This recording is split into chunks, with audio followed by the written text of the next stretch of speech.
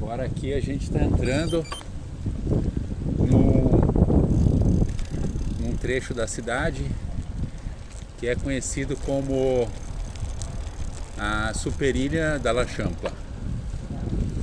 Superilla em catalão significa super quarteirão.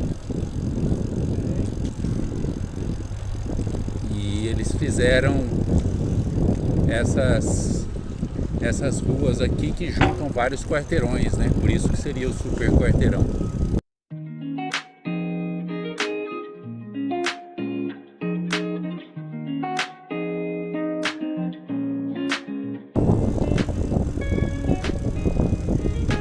Aqui nessa esquina a gente vê a escola da Helena, né? E o Miguel também estudou aí o ano passado.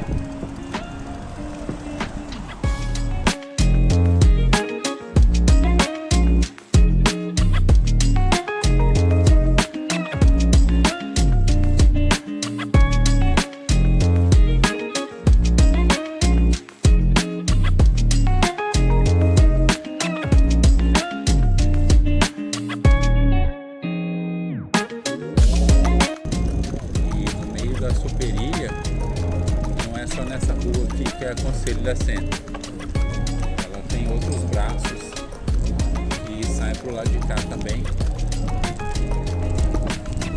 e algumas travessas.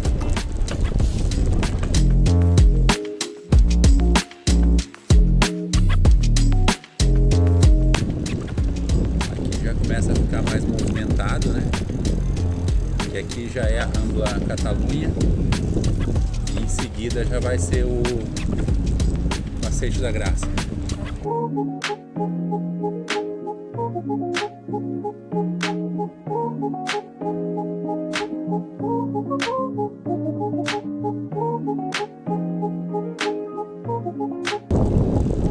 Tem algumas partes que não estão prontas ainda.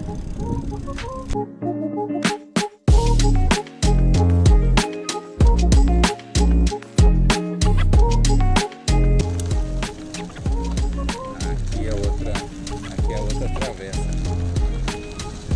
que é o Carré Girona.